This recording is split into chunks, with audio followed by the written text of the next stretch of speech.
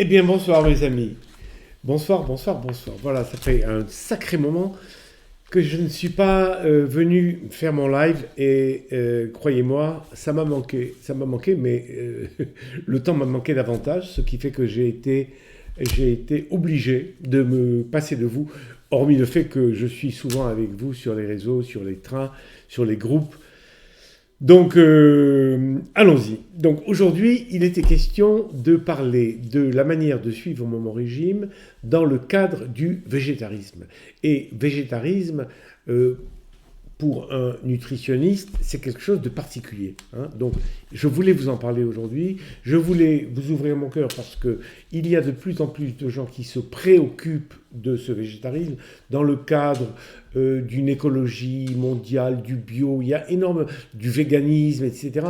Il y a énormément de sujets qui sont qui sont regroupés dans un mouvement de culture actuel, et il est bon d'en parler parce que l'alimentation c'est quelque chose d'assez particulier. Et c'est marrant parce que ce matin j'ai écouté BFM et il y avait un spécialiste des sondages et des statistiques qui disait que depuis quelques années, la première préoccupation des Français, et probablement dans d'autres pays, mais la première préoccupation des Français, c'est leur santé. Et ça, c'est nouveau. Enfin, c'est nouveau, ça a quelques années, mais c'est nouveau. Pendant très très longtemps, ça a été le pouvoir d'achat, ça a été une retraite, bien de nombreux sujets sociaux. Mais là, il s'agit, et là, la préoccupation numéro un, c'est la santé. Et Google avait prévu, avait prophétisé que, avec l'apparition de ce qu'ils appellent de leur vœu l'homme transformé, il avait préconisé le fait prédit que l'homme accepterait de se priver de sa privacy, c'est-à-dire de sa vie privée, etc., des informations qu'on pouvait prendre sur lui, si on lui promettait une longévité augmentée, une meilleure santé, etc., voire même la vie éternelle. Enfin, ça, on est dans un autre recours. Donc, je voulais vous dire, quand j'ai créé ma méthode dans les années 70, enfin non, dans les années, à partir de 70 jusqu'à 2000, le citoyen du monde était principalement carnivore. Carnivore, ça ne veut pas dire qu'il ne mangeait que de la viande, mais disons, il mangeait de la viande, entre autres, hein. Mais il a toujours existé un petit nombre de personnes qui refusaient de consommer de la chair animale. Le plus illustre des végétariens fut Voltaire. Non pas pour des raisons sanitaires, pour des questions de santé ou des questions de nutrition, mais d'éthique. Il s'opposait, sur le plan de la philosophie, parce que Voltaire est un philosophe, à Descartes, qui lui voyait dans l'animal une machine. C'était la théorie cartésienne de l'animal-machine, sans âme, et s'opposant aussi à ce qu'on appelait l'anthropocentrisme, qui fait de l'homme le sommet de la création et le centre du monde. Voilà. Alors Voltaire écrivait ainsi en parlant des animaux, je le cite, « Il ne leur manque que la parole. Et s'il l'avait, cette parole, il nous supplierait de les épargner. Oserions-nous les tuer et les manger ?» C'est une question qu'il pose au XVIIIe siècle. Ce point de vue moral et éthique est souvent repris ou rejoint par certaines religions. L'hindouisme, par exemple, interdit la mise à mort des vaches sacrées. Hein, c'est un sujet sur lequel on revient assez souvent. Mais un grand nombre d'hindous consomment du poulet et plus encore du poisson. C'est-à-dire une part d'eux-mêmes est carnassière. En Inde, il y a une autre religion, bien plus radicale que l'hindouisme, qui s'appelle le jaïnisme. Les jaïnistes refusent d'attenter à toute vie, aussi minime soit-elle, et ils vont jusqu'à porter un masque pour être sûr de ne pas avaler d'insectes, de moustiques. Et pire alors, ils refusent l'usage de la charrue, il refuse l'usage de la charrue, de crainte de trancher la vie d'un ver de terre. Ici, l'interdit est fondamentalement éthique et religieux et quasiment sectaire. Il existe d'autres religions où le symbolique et le sanitaire se conjuguent. C'est le cas de la religion musulmane qui refuse le porc, car au moment de la naissance de cette religion, le porc présentait un risque majeur de parasitose, la trichine et le ténia. Et les Juifs, en plus du porc, interdisent la consommation des fruits de mer, probablement due en raison de la pollution virale à l'époque où il y avait beaucoup de fruits de mer, mais pas de réfrigérateur. Voilà, donc en dehors des religions, sur le plan alimentaire, deux positions s'affrontent. La première est celle des moralistes, qui sont empreints du respect de la vie animale. Ils refusent de prendre la vie d'un animal pour en faire sa nourriture, surtout d'un animal qu'il a tué lui-même ou sa société. Alors, ces moralistes, ils expriment une appartenance commune à la vie et une empathie toute particulière pour les conditions d'abattage. Parce que ça, c'est dur à encaisser, même par le premier des carnassiers. Lorsque un animal n'est pas abattu convenablement, là, il n'y a aucune raison. Donc, c'est quelque chose qui est aujourd'hui, c'est ce qui arrive à pousser des jeunes, par exemple, à jeter des pavés chez des bouchers. Alors face à eux, face aux moralistes, on trouve le point de vue des darwiniens, les darwiniens de Darwin qui a théorisé sur la lutte des animaux entre eux par la loi du plus fort. Donc les darwiniens, ils estiment que l'échelle des espèces repose sur une chaîne alimentaire passant du végétal aux herbivores. Les herbivores qui transforment les glucides des plantes. Dans un pré, vous avez une vache qui mange de l'herbe et qui transforme cette herbe pour en faire de la protéine, de sa chair, de sa propre chair. Et cette chair, je ne parle pas de la vache, mais par exemple les chairs d'antilope ou les chairs de lièvre, etc., sont mangées par les carnassiers, dont l'homme. Nous nourrissons de la viande de vache et de bœuf, enfin de bœuf plutôt, voilà, qui sont des animaux qui se nourrissent de végétal. Et ce, sans aucune cruauté, mais dans le respect du fondement de la nature, de cette échelle animale. Alors en ce qui concerne l'homme, les ethnologues qui s'occupent des primitifs modernes, ceux qui ont vécu jusqu'à la fin des années 70, et les paléontologues qui, eux, s'occupent des hommes préhistoriques. Les deux ont prouvé que les préhumains, c'est-à-dire ceux qui étaient avant l'homme d'aujourd'hui, ça remonte, le premier des préhumains remonte aux années 7 millions d'années, c'est sûr. Ces préhumains qui ont acquis leur humanité en quittant la forêt équatoriale, où ils vivaient dans les arbres, où ils se nourrissaient de fruits essentiellement et de végétaux.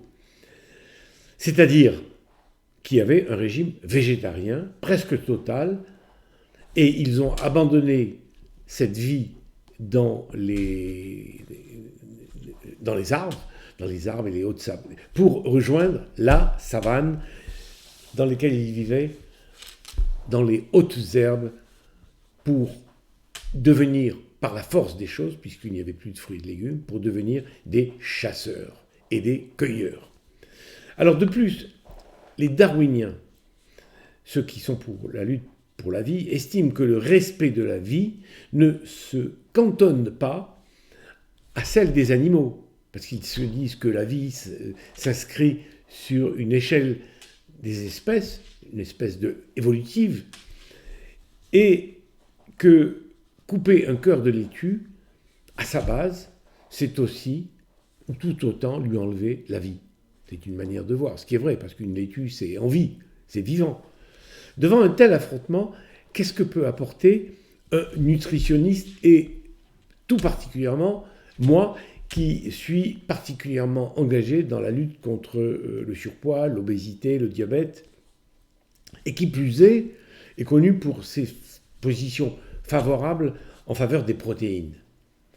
Alors en premier lieu, prendre compte le fait que l'homme et sa physiologie, et ça je vous l'ai déjà dit sur de nombreux registres, mais prendre en compte le fait que l'homme et sa physiologie et son métabolisme ont été programmés depuis des millions d'années pour se nourrir de protéines animales. Tout autant sur le plan de notre physiologie, c'est-à-dire le fonctionnement de nos intestins, de notre foie, de nos sucs pancréatiques, de nos enzymes, etc., c'est le fonctionnement du corps, que celui de sa psychologie et de ses instincts. Oui, parce que là aussi, nous avons une programmation qui prend en compte ces instincts. Sur le plan instinctif, la morphologie de l'homme est celle d'un chasseur. Et la morphologie de la femme, c'est celle d'une cueilleuse. Alors on a beau dire tout ce qu'on fait aujourd'hui sur les lois du genre, sur les questions d'égalité, qui n'est pas en cause, hein, parce que je vais vous dire, au temps de l'homme primitif, la femme apportait davantage de valeur calorique par les végétaux que l'homme par la chasse. Bon, ce n'étaient pas les mêmes calories, mais voilà.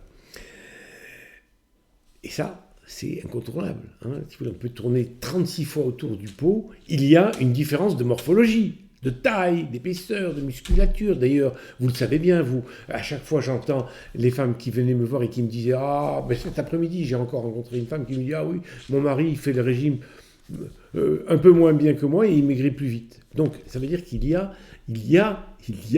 une marque, une programmation qui est en nous et on ne peut pas la refuser. Je sais qu'aujourd'hui, il est de bon ton de dire que l'homme et la femme, c'est pratiquement une sorte de potage commun, de pot moyen intermédiaire, etc.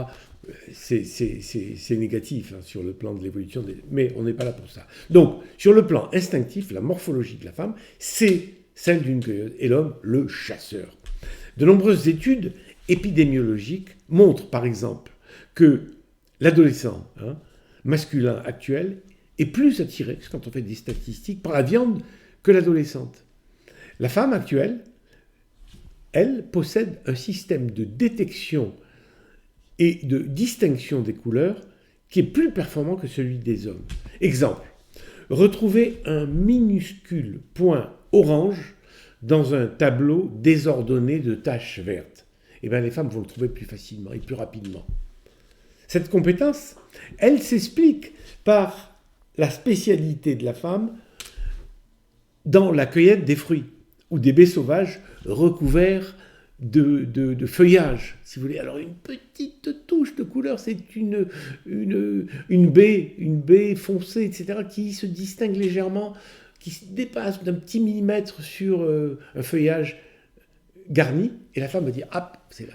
Et attention, quand une femme trouvait dans cette période-là une baie, c'était rare, c'était très saisonnier. Alors des feuilles, oui, des racines, oui, des tubercules, oui, mais des fruits, c'était rare. Et quand une femme trouvait un fruit, c'était du glucide. Et ce glucide aujourd'hui qui nous tue parce qu'il y en a trop, à cette époque, il n'y en avait pas assez. Alors que l'homme, par exemple, a beaucoup plus d'adresse au jet de pierre et au jet d'armes à pointe comme le javelot. Hein, on le sait, hein, dans les concours et les Jeux olympiques, on le voit régulièrement.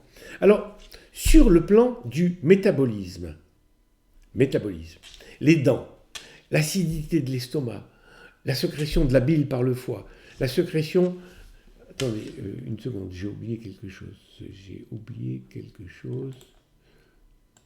Parce que sinon, je n'aurais pas les questions. Non, une pipe. Voilà. Alors... Attendez-moi. Une seconde. Voilà.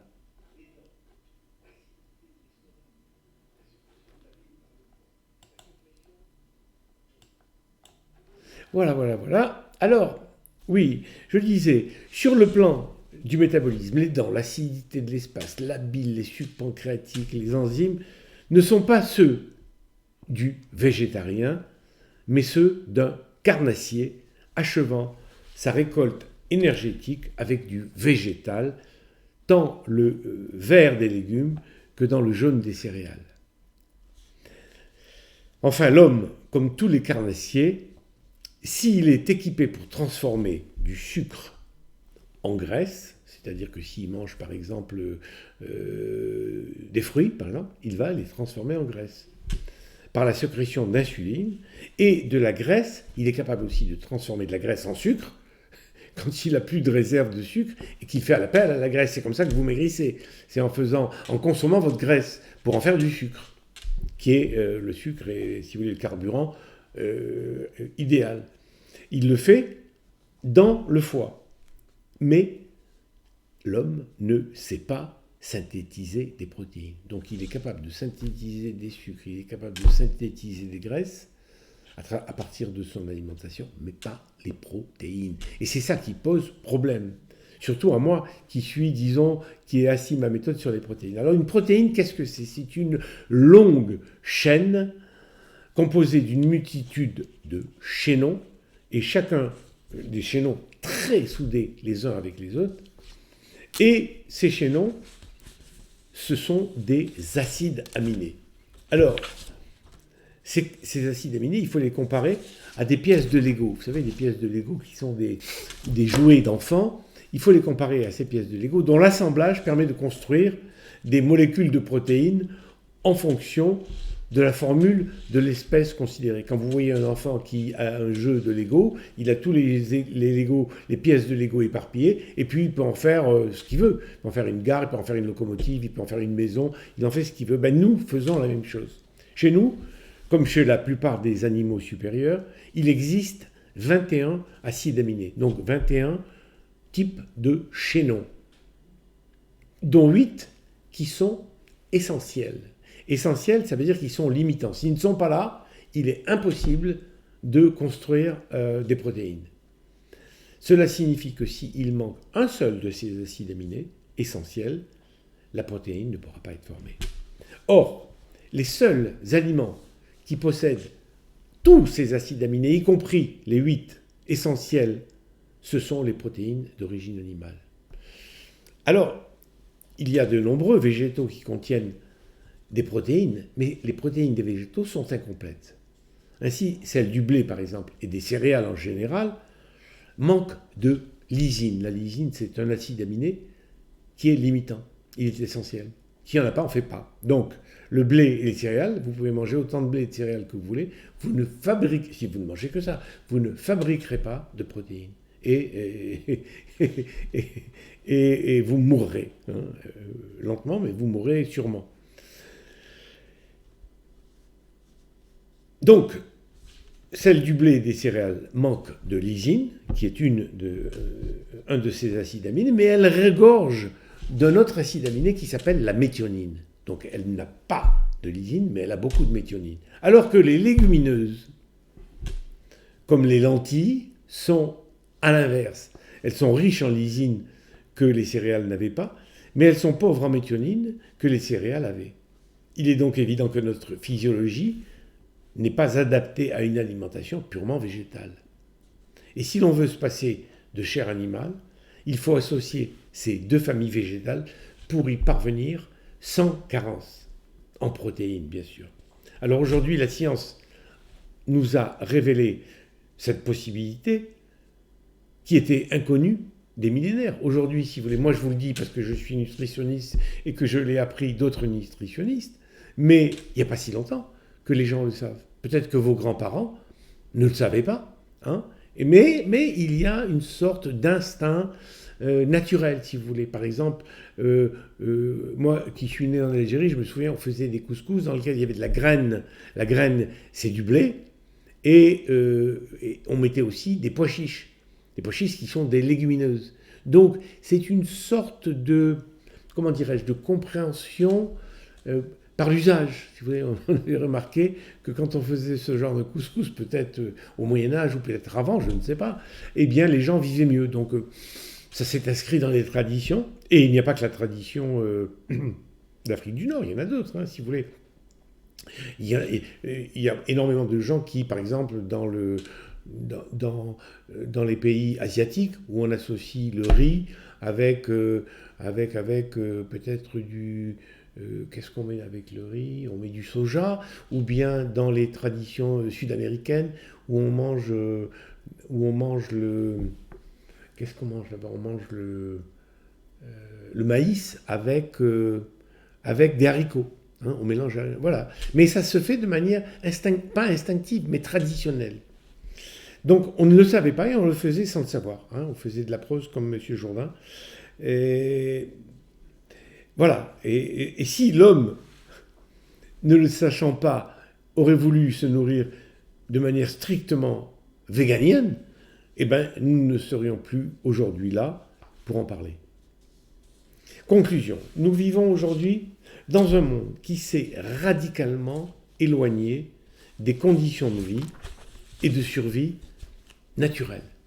Je parle ici non seulement de la nature de la planète, celle dont parlent les écologistes, la nature, les forêts, etc., mais que défendent l'écologie, mais tout autant de la nature de notre espèce, la nature humaine, celle avec laquelle chacun de nous vient au monde. C'est ça notre nature. Il existe une nature humaine. Car, bien sûr, ce serait merveilleux de vivre dans une planète propre, une planète durable, à condition que l'homme puisse aussi protéger son humanité. Car, de mon point de vue, enfin, du point de vue plus large que le mien, mais le mien en tout cas, la planète sans l'homme n'a pas de sens. Et ce serait un petit caillou perdu au sein de milliards et de milliards d'autres cailloux, planètes, étoiles, constellations, etc. Et cela me fait penser à la phrase, la citation célèbre que j'adore parmi toutes et qui est puissante.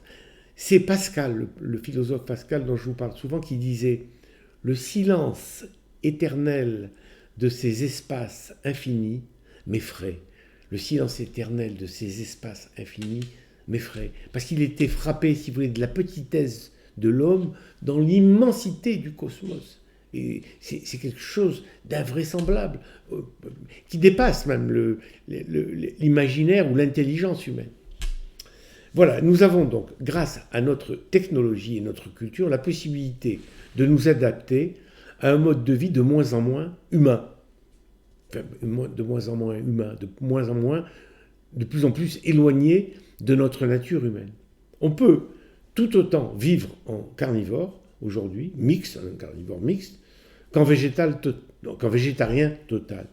Ce que l'on désigne aujourd'hui sous le terme de vegan. On le peut grâce à la culture et grâce à l'enseignement achevé, poussé de personnes qui veulent se nourrir comme ça et qui trouvent naturellement des relais d'information. Mais il faut savoir, donc on peut s'adapter, mais il faut savoir qu'à chaque fois que l'on s'éloigne de sa programmation naturelle, de sa nature humaine, on le peut. Mais chacune de ces adaptations, eh bien, elle a un prix. C'est ce que le professeur Sellier, l'inventeur du terme de stress d'adaptation, voulait dire. À chaque fois que l'on s'adapte à quelque chose qui n'est pas notre nature, eh bien, on s'impose une souffrance, une vulnérabilité, une hypersensibilité à l'épreuve et à l'insatisfaction. On devient plus fragile, plus vulnérable. Cette longue succession d'adaptations génère ce que les Américains appellent un mode de vie en milieu hostile. Voilà. Alors sans qu'on le sache, on le sent, on le pressent, hein, c'est pas dit en tout cas. On a l'impression de vivre dans un monde très riche, très fourni, infiniment plus dopé que celui qui fut ceux de nos grands-parents seulement. Mais le milieu est hostile. Il est hostile parce qu'il nous fragilise, il nous vulnérabilise. Et je pense que le surpoids est lié à une alimentation de gratification, de compensation, qui amortit la souffrance de cette hostilité invisible de la culture environnante actuelle. Bon, maintenant, à présent, voyons quels sont les avantages et les inconvénients du végétarisme.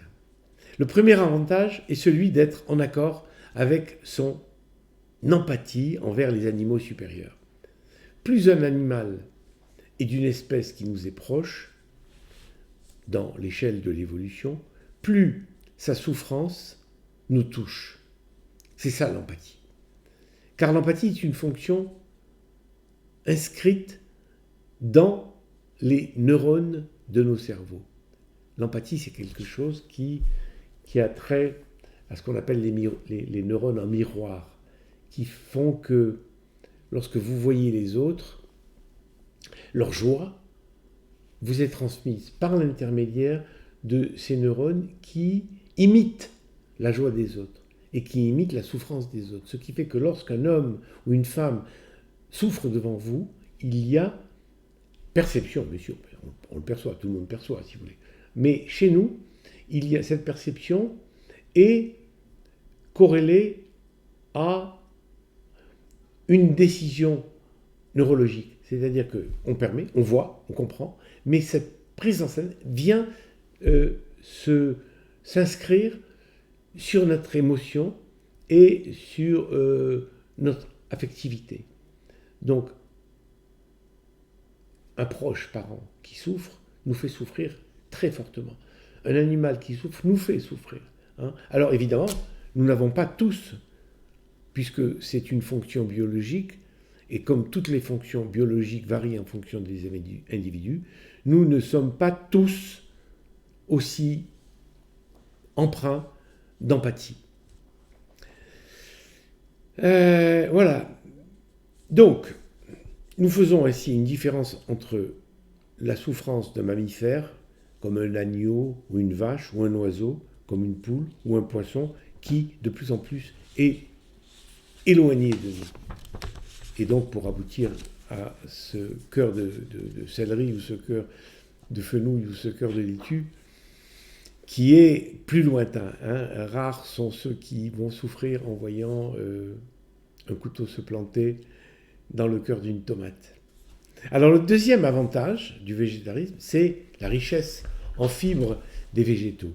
Les fibres jouent un rôle de protection digestive en ralentissant l'assimilation des sucres rapides. Elle ralentit aussi la pénétration dans le sang du cholestérol et par extension des calories. De plus, elle facilite le transit intestinal et de ce fait réduit la durée du contact des aliments modernes pollués ou riches en toxines au contact de la paroi intestinale. C'est un facteur, ce contact ralenti est un facteur favorisant du cancer du côlon qui est, rappelons-nous, le premier cancer masculin. Donc voilà l'intérêt des fibres. Enfin, les fibres sont des prébiotiques qui améliorent la qualité, la richesse et la diversité de ce qu'on appelait jadis la flore intestinale et qu'on appelle aujourd'hui le microbiote, qui a un énorme impact sur l'immunité. Il y a des travaux mais phénoménaux et tellement nombreux dans tous les laboratoires du monde aujourd'hui, on travaille sur le microbiote et on découvre chaque jour des choses nouvelles. Troisième avantage, il semblerait aussi que la réduction des viandes grasses trop cuites, et comme par exemple au barbecue, et la charcuterie transformée, surtout lorsqu'elle est associée à une constipation, soit corrélée à une réduction du cancer digestif. Voilà, ce qui explique que la stagnation et la concentration des toxiques alimentaires dans la paroi intestinale jouent un rôle sur cette possibilité de cancer, qui n'est pas énorme, et d'ailleurs qui est controversée parce qu'il y a d'autres études dont je vous parlerai tout à l'heure qui vont dans le sens inverse. Quatrième avantage du végétarisme, les végétariens consomment davantage de fruits et de légumes, ainsi que des graines grasses. Ces aliments sont porteurs d'un fort contingent, excusez-moi, j'ai eu peur, d'un fort contingent, attendez, je me mets en mode avion. Bon, j'arrive pas. Excusez-moi, voilà, ça y est, je me mets en mode avion. Voilà, on ne me dérangera plus. Alors, donc, quatrième, oui, je vous ai dit, beaucoup de fruits, beaucoup de légumes, puis chez les végétariens, puis ils ne mangent que ça, ainsi que des graines grasses, des graines, des oléagineux. Ces aliments sont porteurs d'un fort contingent de vitamines, notamment la vitamine C, la vitamine E, le bêta-carotène qui est un précurseur de la vitamine A, et tout autant les vitamines B, le groupe de vitamines B, qui sont concentrés dans les céréales. Cet avantage est cependant réduit par la présence de pesticides et d'herbicides qui, s'ils ne sont pas consommés en mode bio. Cinquième et dernier avantage, la réduction de l'élevage animal, qui est profitable à la cause écologique et à l'avenir de la planète. Donc, les inconvénients maintenant du végétarisme, en tout premier lieu, le risque sévère de la réduction de l'apport direct en protéines complètes, dont je vous ai parlé, et exclusivement fournies, ces protéines complètes, ces acides aminés essentiels, qui sont fournis lorsqu'ils sont tous ensemble par l'alimentation animale. Les végétariens ont donc intérêt à protéger leur apport en œufs, les œufs, et en lait et en laitage.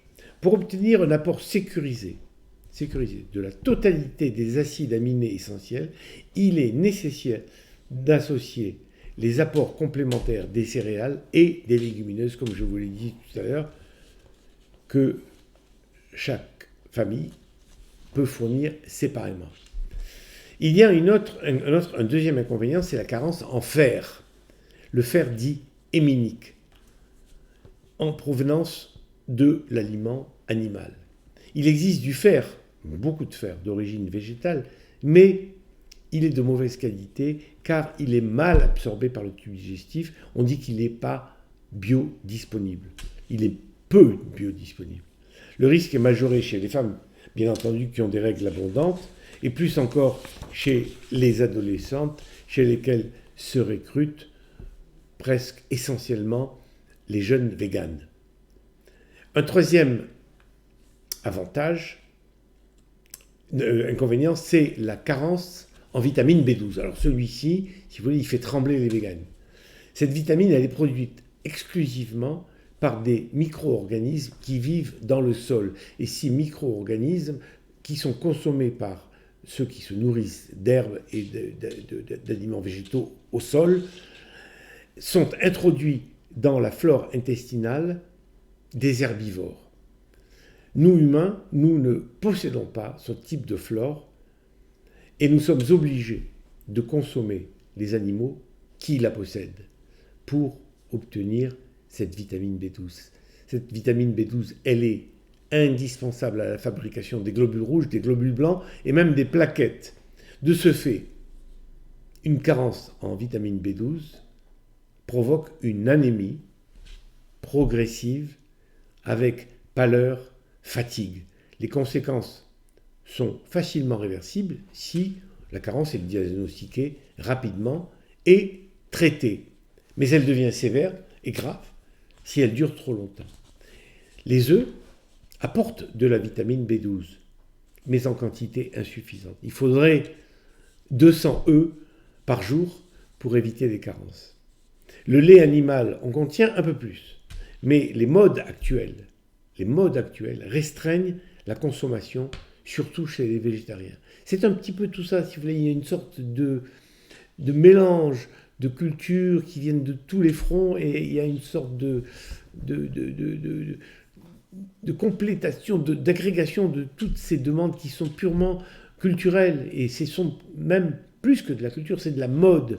Hein. Comme il y a eu des modes sans gluten, qui s'avèrent aujourd'hui se dégonfler, bien heureusement, et alors il y a cette mode du vegan, cette mode, je dirais pas cette mode, mais cette culture de l'écologie, et cette peur du lait. Il y a énormément de gens qui sont peu informés, mal informés, et qui disent des bêtises sur le lait. Hein. Le lait serait dangereux parce que le lait, etc.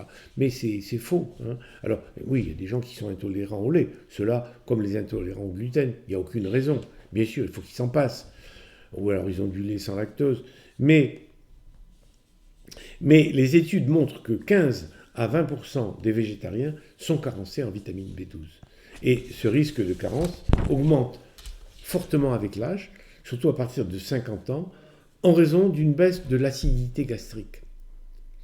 Aux États-Unis, on complémente presque systématiquement les femmes qui ont plus de 60 ans, d'autant qu'avec l'âge et les problèmes dentaires, les personnes âgées consomment moins de viande et de protéines animales.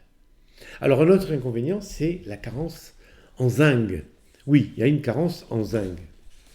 Et le zinc, c'est pas anodin. Le zinc, c'est très important. L'alimentation végétarienne réduit l'apport en zinc. Pourquoi ? Parce qu'elle est fournie principalement par les coquillages. Les huîtres, c'est le numéro 1. Les crustacés, le crabe, les langoustes, les tourteaux, etc. Le foie de veau, qui en contient pas mal. Le steak haché et le steak braisé. Les conséquences de la carence en zinc portent sur l'immunité. Le zinc a une très très bonne action sur l'immunité. Donc l'hiver, si vous voulez éviter les rhumes à répétition, la grippe, etc., faites attention à ne pas manger trop sans coquillages, sans crustacés, sans bœuf, sans veau. Voilà. Les conséquences de la carence en zinc, elles portent sur l'immunité, je vous l'ai dit, mais elles portent aussi sur la perte des cheveux. Hein. Il y a beaucoup de gens qui parlent de perte de cheveux, voilà. Alors, la première question, c'est êtes-vous végétarien ? Et la sécheresse de la peau.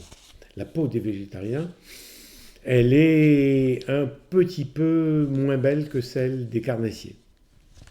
Parce que les protéines sont importantes aussi. Un cinquième inconvénient, c'est la carence en calcium. Cette carence dépend en grande partie de la relation que le végétarien entretient avec le lait, et ça récolte aussi en vitamine D. Le lait, c'est la première source de calcium, de très loin. Et la vitamine D d'origine alimentaire, parce que la vitamine D peut être aussi d'origine solaire, elle est en grande partie fournie par les poissons gras, le foie et les œufs. Autant d'éléments qui ne sont pas acceptés, à part les œufs, par les végétariens. Et puis, le sixième risque, c'est le risque sur le poids. Ce risque qui nous concerne ici. Alors, ce risque est lié au fait que, contrairement aux protéines végétales, aux protéines animales, les protéines végétales sont totalement... Excusez-moi.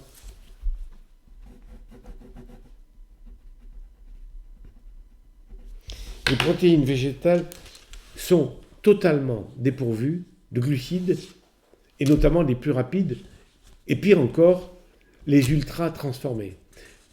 Alors, par exemple... il y a des protéines dans le petit pois. Mais dans le petit pois, il y a aussi beaucoup de glucides. Et si vous voulez manger les protéines du petit pois, ou des lentilles, ou des pois chiches, ou tous ces aliments-là, vous êtes obligé de manger les glucides avec. Alors que dans la viande, vous n'avez pas de glucides. Quand vous mangez de la viande, vous mangez des protéines, mais pas de glucides. Et donc, l'alimentation végétarienne oblige à une consommation supérieure, bien supérieure à celle des carnassiers en glucides. Voilà, et cette consommation en glucides, surtout les glucides rapides et les glucides ultra transformés qui sont issus de l'industrie, c'est, écoutez-moi bien, c'est la première cause mondiale du surpoids, du diabète et de l'addiction au sucre. Oui, la première cause. Par l'intermédiaire du diabète, par l'intermédiaire des maladies cardiovasculaires, par l'intermédiaire des maladies rénales, par l'intermédiaire du diabète, par l'intermédiaire de l'Alzheimer qui est considéré comme le diabète de type 3. Le cancer est lié à la consommation du sucre. Donc, les glucides, moi, c'est mon ennemi intime. De plus, la consommation des protéines animales est reliée aux instincts de la chasse qui sont inscrits depuis les origines, c'est-à-dire 7 millions d'années, dans l'ADN de l'espèce. C'est la raison pour laquelle la consommation des protéines animales déclenche en nous une récompense, une charge émotionnelle qui est associée à la libération gratifiante de sérotonine dont je vous ai si souvent parlé, cette sérotonine qui apaise et qui est l'hormone du bonheur. Alors, pour s'approvisionner correctement et suffisamment en protéines complètes, le végétarien est contraint de les prélever dans un mélange, je vous l'ai déjà dit, de céréales et de légumineuses associées à une consommation de graines et d'oléagineux qui augmentent les risques de prise de poids. Voilà. D'autre part, en 2014, une étude de l'université de Graz, en Autriche, a montré que ceux qui ont banni la viande déclarent souffrir plus souvent d'anxiété, 9% des végétariens interrogés, d'allergies, 30,6% des interrogés, ce qui a le plus surpris les chercheurs, 4,8% des végétariens seraient plus exposés au cancer que les non-végétariens. C'est une étude qui va à l'encontre de celles nombreuses que l'on rencontre. Voilà, le moment est venu de conclure. Pour un nutritionniste comme moi, qui suis engagé dans la lutte contre le SOD, S-O-D, le surpoids, l'obésité et le diabète, avec comme argument central le recours aux protéines et aux légumes, ma position, au vu des avantages et des inconvénients, est que la vérité se situe au milieu.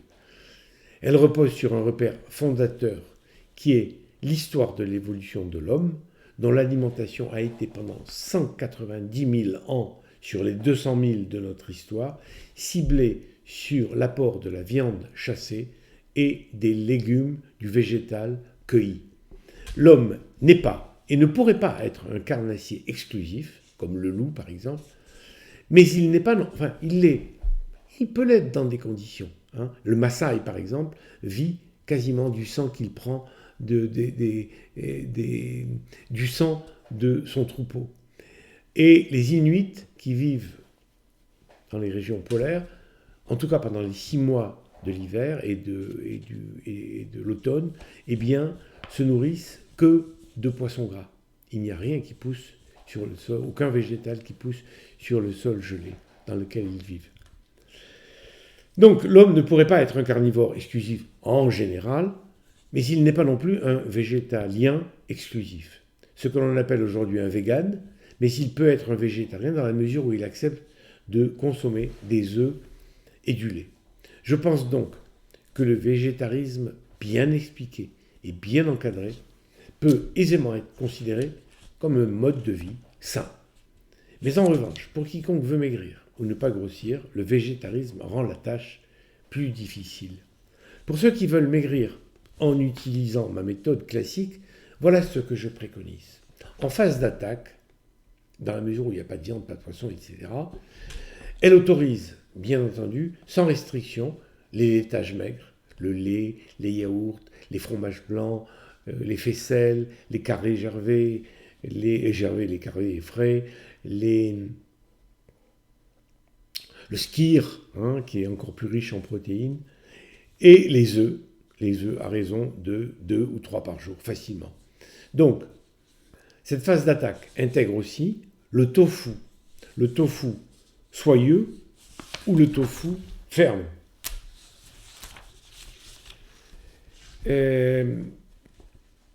Et elle permet aussi la consommation de tempeh.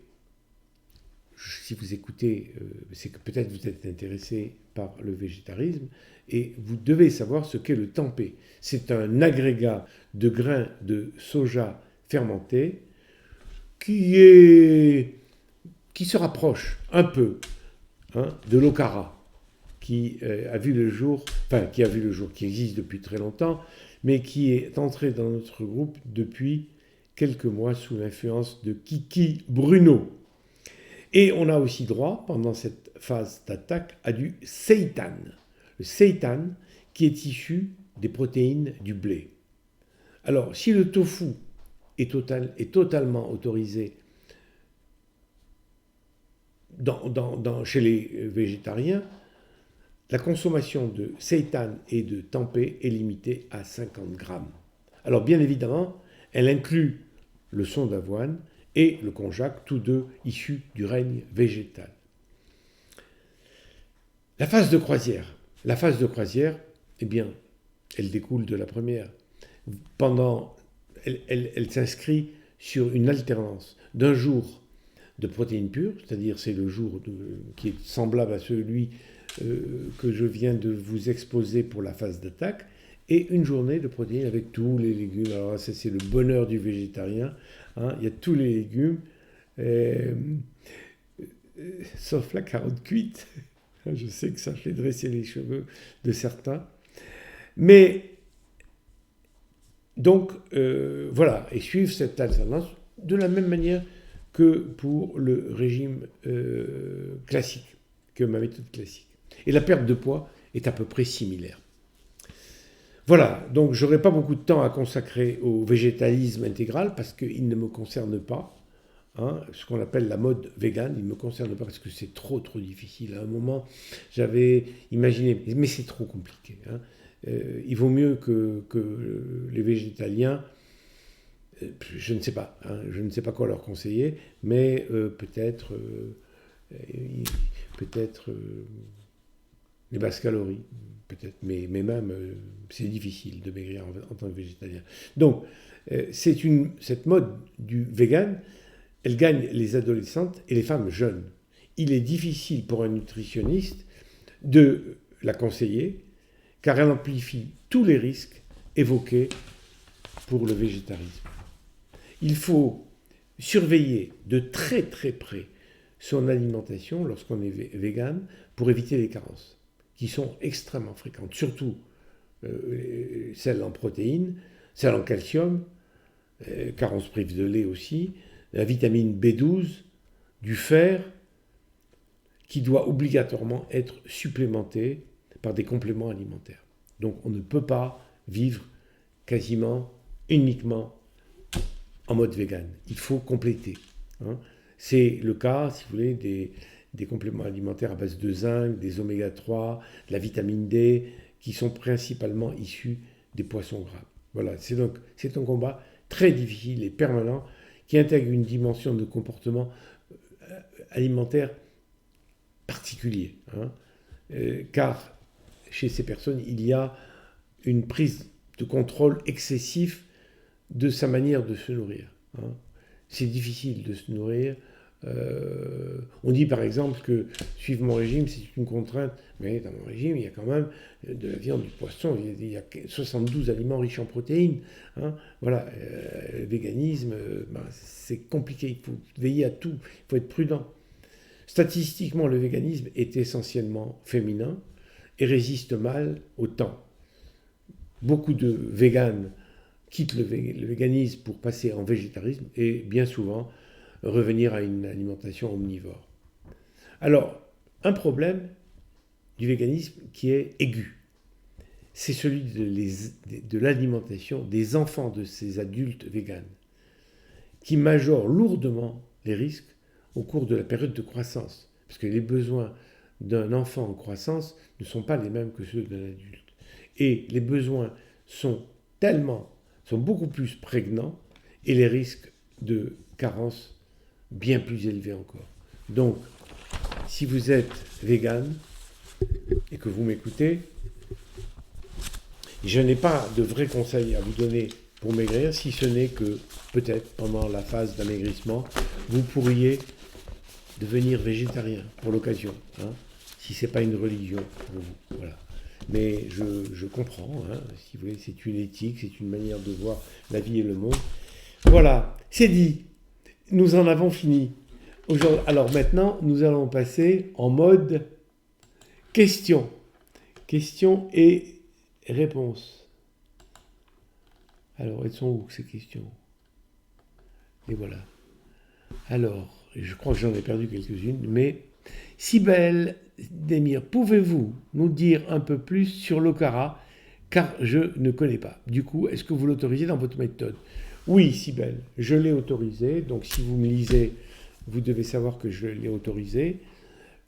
Au début, si vous voulez, sachant que c'était un produit issu du soja, j'avais quelques hésitations, mais dans la mesure, si vous voulez, où j'ai vu ce qu'il en était, c'est une sorte de résidu fibreux qui est issu de la pression des graines de soja pour en faire du lait. Et lorsqu'on a fait du lait, ce qu'il reste est l'okara. Voilà. L'okara. Et donc, je l'ai permis à la dose de 250 grammes par jour.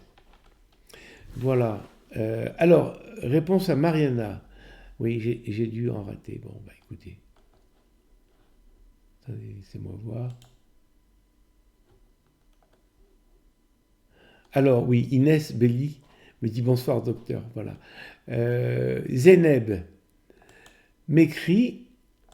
Ah, Zeynep. Vous m'écrivez Deneb. You. Ah. No, I cannot traduce it, Zeynep. I cannot traduce it. Oh là là là là. 32 commentaires.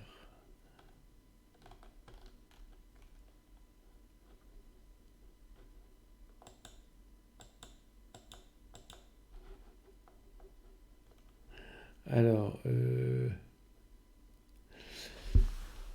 je crois que j'ai eu un problème avec l'enregistrement des questions. Alors, je vois. Ah, crotte alors, ça c'est pas mal.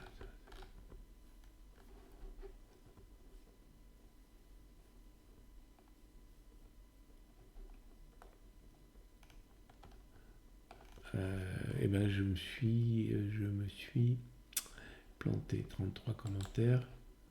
Ben oui, j'ai dû en perdre. Écoutez, aujourd'hui, je suis déçu parce que je les ai perdus. Si vous avez la possibilité, vous qui m'écoutez, de remettre votre question, parce que je les ai perdus. Je les ai perdus en faisant une fausse manœuvre. J'ai oublié d'appuyer sur un petit bouton. Si jamais vous m'écoutez, envoyez-moi une de vos questions, parce que j'en ai beaucoup, mais je ne les vois pas s'afficher. Ah, alors attendez, je vais actualiser. Quelle tristesse.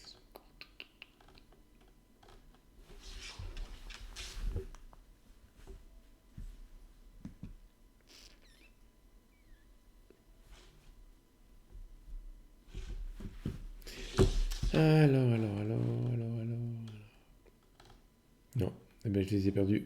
Écoutez, si vous m'écoutez, ayez la gentillesse de me remettre votre commentaire, de manière à ce que je puisse réagir à votre publication dans les états du camp. Alors, Neslène de Clermont. Bonsoir docteur, me dites-vous, que pensez-vous de l'okara de lupin et de la graine de lupin elle-même? Alors écoutez, la graine de lupin, la farine de lupin, je suis fondamentalement pour. Et l'okara de lupin, n'en parlons pas. Là, je n'ai aucune restriction sur l'okara de lupin. Mais alors pas du tout. Donc voilà. Virginie Dumez. Ah, j'en vois arriver.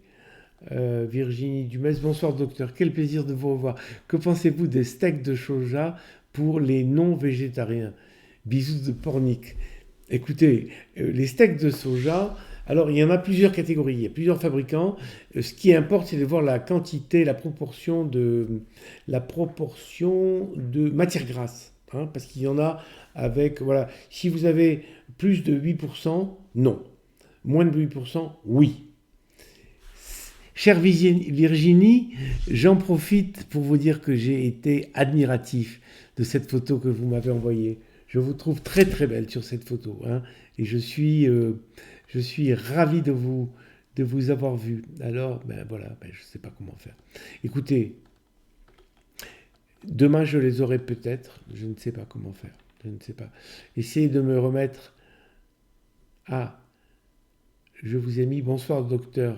Mais non, je les ai pas, si belle. Je l'ai pas. J'ai dû le perdre. Je ne sais pas ce qui s'est passé.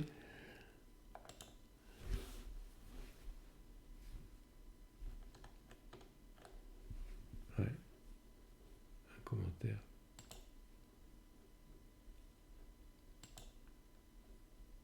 Ah oui, ben écoutez.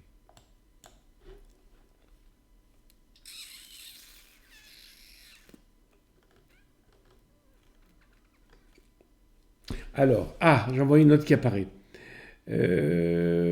Alessandra Moisès. Bonsoir docteur. Pourquoi, quand je mange des protéines animales, j'ai reflux et acidité?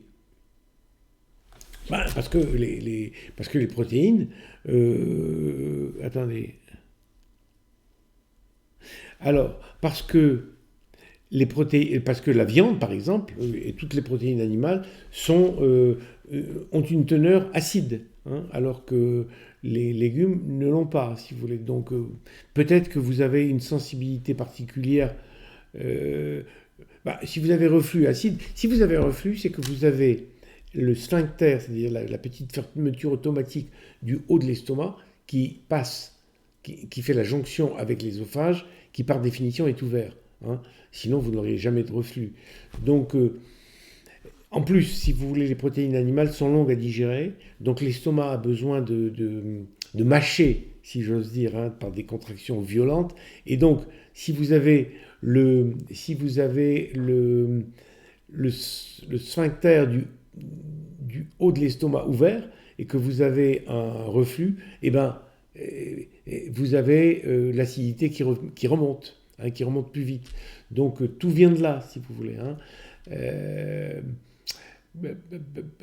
il faudrait que vous commenciez par la viande et que vous ajoutiez des légumes, voilà, et surtout peut-être prendre ce qu'on appelle le gaviscon. C'est un petit sirop de bon goût qui a le goût mentholé, et vous en prenez une cuillère à soupe après le repas, immédiatement après le repas, qui fait une sorte de Mont Blanc, hein, au-dessus de du haut de votre estomac, ce qui fait que lorsque vous avez un reflux, eh ben, le reflux est couvert par le gaviscon qui protège votre estomac.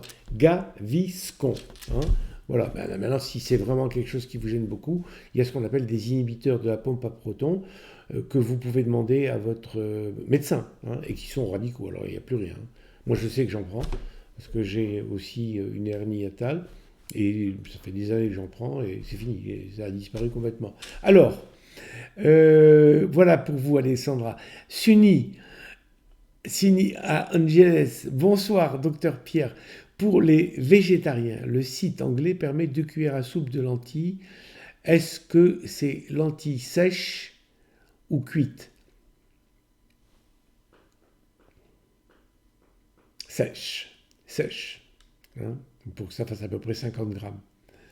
Gaviscon pour toute la vie? Non, pas pour toute la vie, mais vous savez, je vais vous dire, il y a aussi, excusez-moi, Sony, je finis avec vous, c'est sec, hein, donc ça fait quand même le double.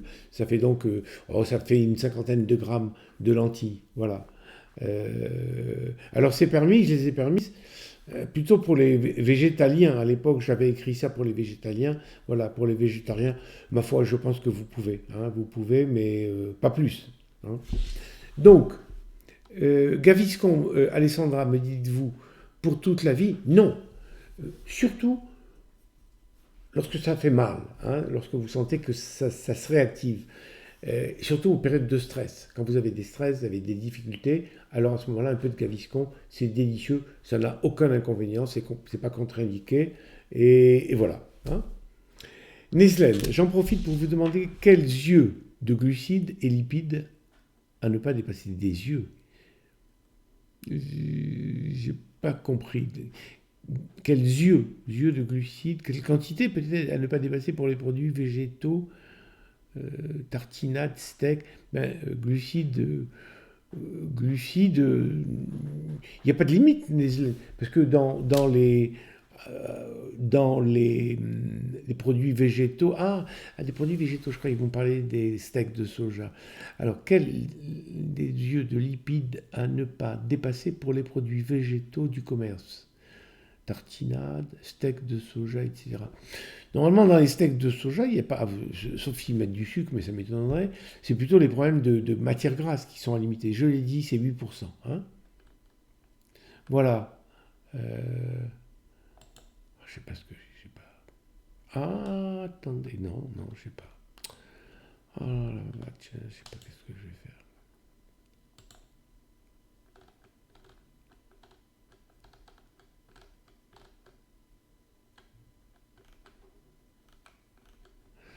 Attendez, je regarde si j'ai quelque chose.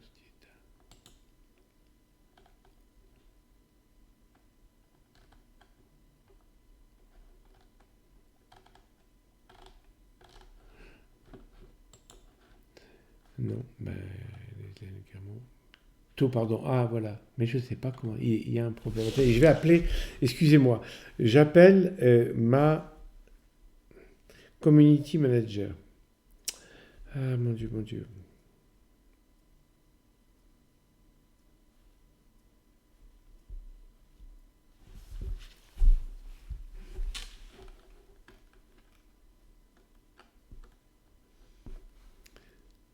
J'ai envoyé une arrivée, une après l'autre, et elles disparaissent, les autres. Je comprends pas.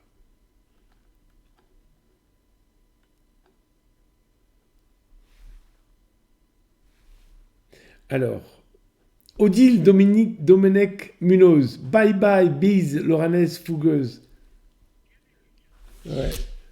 Bravo, bravo Odile. Colombuche, bonsoir mon cher Pierre. Un bref message pour juste vous saluer. Je me nourris de votre sourire. Et moi, je me nourris de votre gentillesse. Bon, eh ben, écoutez, je comprends pas. Déjà, ça arrive, mais tellement lentement. Pourquoi ça arrive aussi lentement? Bon, bah écoutez, je vais être obligé de vous laisser. Je vous répondrai demain. Ah, je sais pas comment faire. Je suis embarrassé avec ça.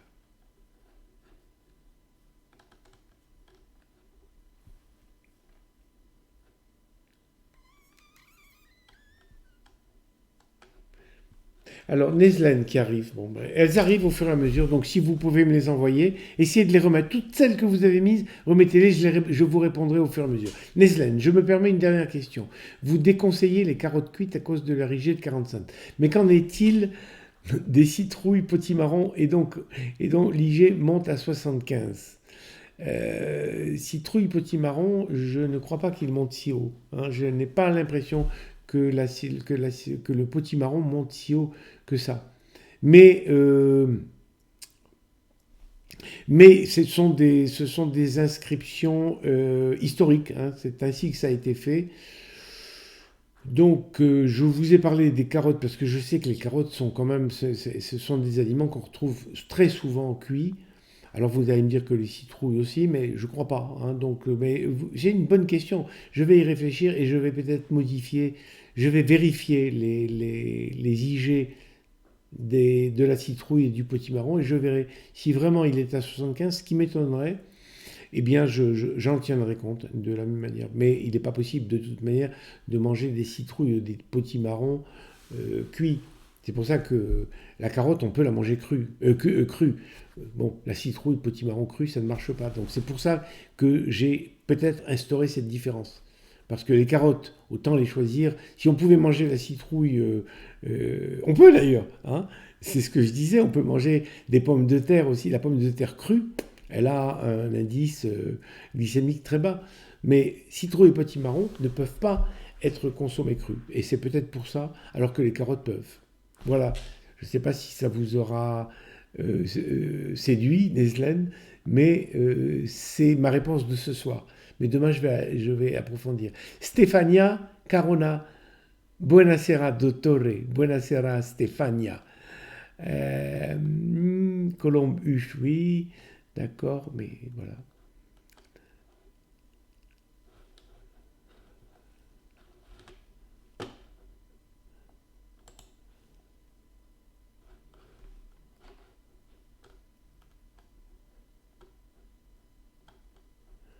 Ouais, bon.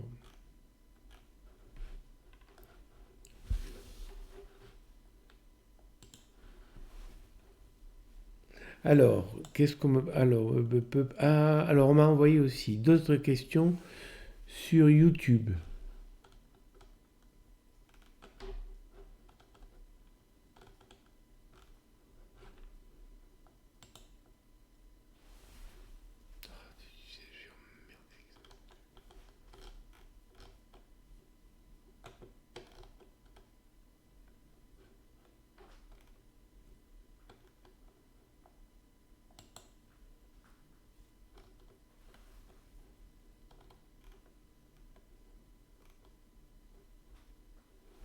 Alors, ah,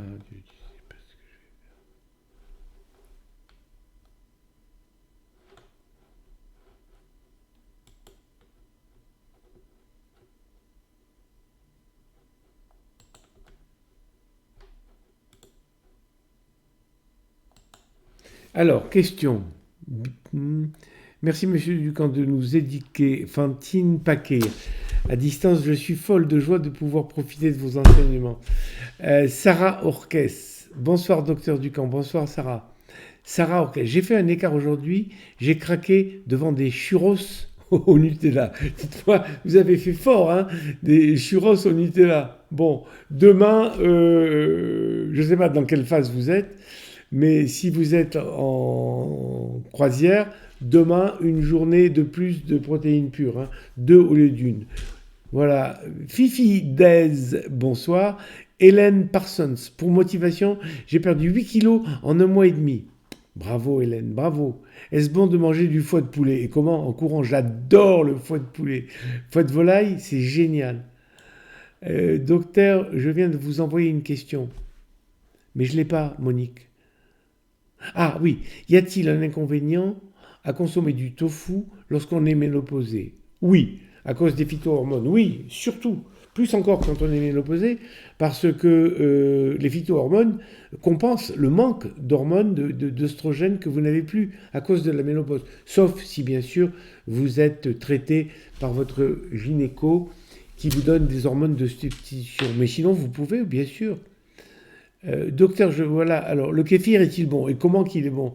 Oui, oui, oui. Le kéfir est bon parce que, en plus de ça, le kéfir est un formidable microbiote, euh, une formidable action.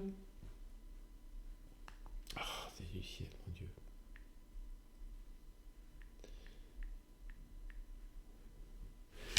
mon Dieu.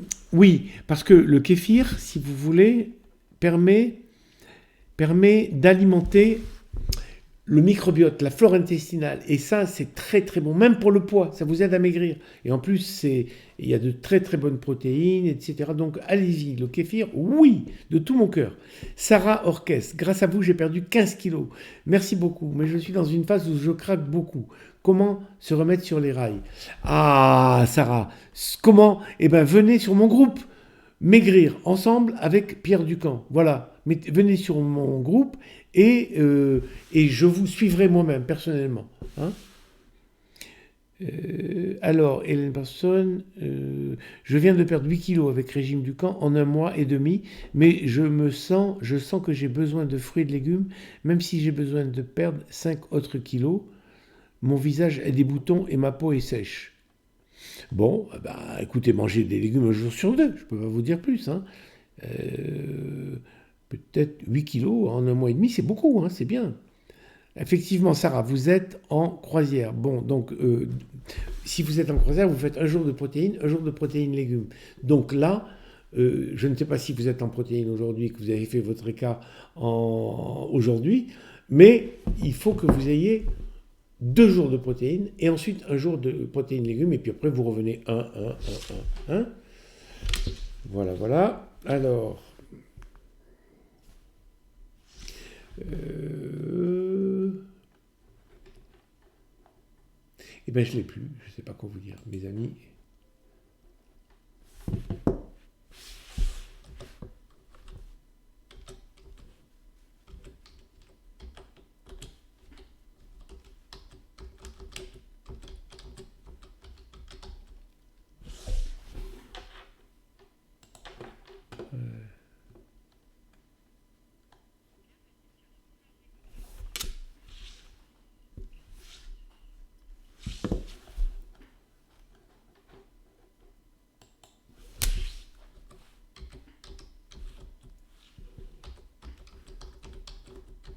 J'essaye de voir si je peux vous récupérer.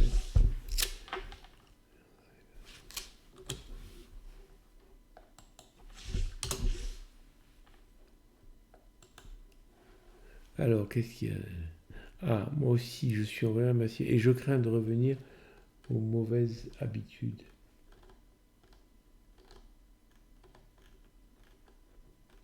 Bon, Oui, ben vous risquez de revenir aux mauvaises habitudes, vous avez raison. Euh, ben, écoutez, si vous êtes trop tenté, faites-vous cuisiner, faites-vous des desserts du camp. Il y en a beaucoup sur tous les sites, vous en trouverez partout. Donc, n'hésitez pas. Hein. Sarah Orques, merci beaucoup pour votre réponse, ça me motive. Ben, j'espère, Hélène aussi, j'espère que ça va vous motiver. Hein. Et puis, est-ce que vous connaissez nos produits? Si vous les connaissez, achetez-en. Quand vous avez besoin de craquer, ça aide.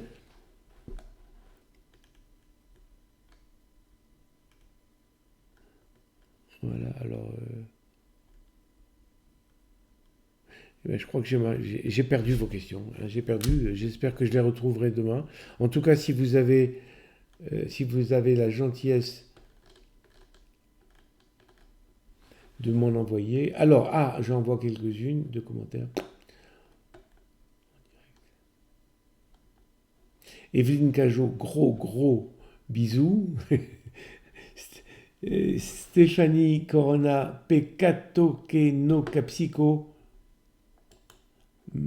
Alors, dommage que je ne comprends pas, mais c'est toujours agréable de la regarder nuit de nuit, bonne de nuit. Stefania, I don't know if you speak French, but I love what you tell me. Hein? Tomorrow, listen to me. Tomorrow, mañana, you will see this live with subtitle in Italian tomorrow, in English and in Brazilian. Hein? Ok?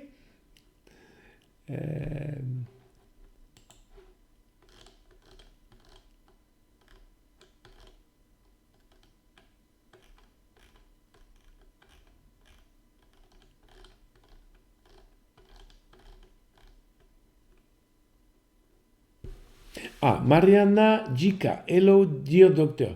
What your live in the next week for Russia? Yes, you wait for the. Yeah, I will be. We decide next Thursday. We will do the live for Russian people. Gio Limas.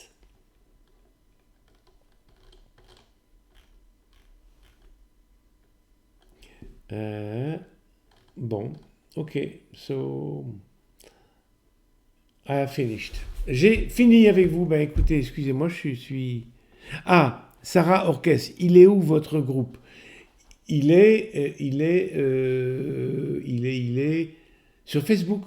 Le groupe s'appelle Maigrir ensemble avec Pierre Ducamp. Maigrir ensemble avec Pierre Ducamp. Vous allez sur Facebook, vous cliquez Ducamp, Maigrir ensemble. Et là, croyez-moi que je vais être derrière vous et vous tanner pour savoir où vous en êtes. Voilà. Eh bien, écoutez.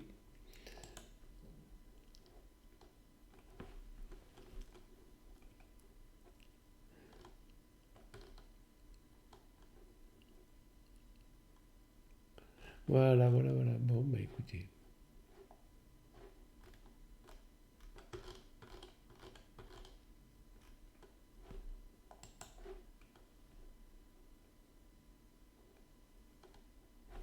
Bon, eh bien écoutez mes amis, à demain. Hein. Demain je vous répondrai.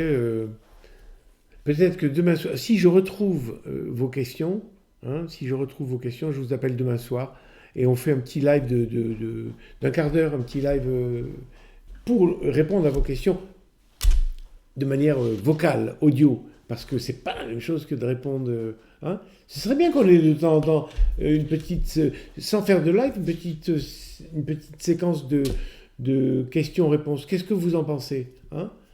Voilà. Qu'est-ce que je voulais vous dire d'autre? Oui, je voulais vous dire que j'édite presque chaque semaine une newsletter très argumentée, hein, une vraie bonne newsletter. Voilà.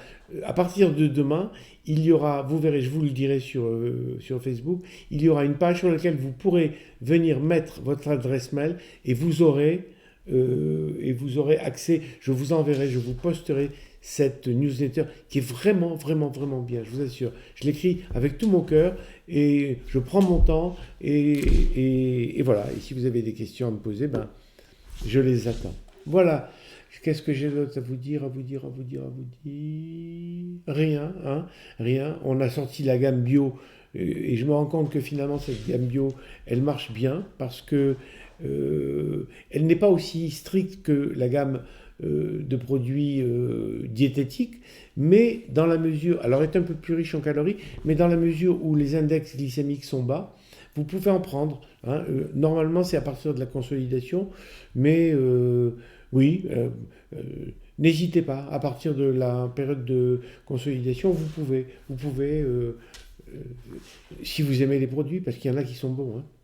Voilà, mes chers amis, je vous dis bonsoir et à peut-être demain soir. Hein. Regardez bien, je vous mettrai une petite note pour vous dire demain soir, vers 7 heures, ou avant si vous voulez, je vous répondrai en direct. Donnez-moi les heures, si vous voulez, où vous aimez bien, où vous serez disponible. Parce que je dis 7 heures, mais peut-être que ce n'est pas la meilleure heure. Hein. Je ferai une statistique. Vous me dites demain, vous me répondez, vous me mettez un seul mot, 17h, 18h, 19h, l'heure qui vous va. Hein, et je ferai une synthèse pour voir la meilleure heure. Allez, à jeudi prochain. Non, à demain prochain. À demain prochain.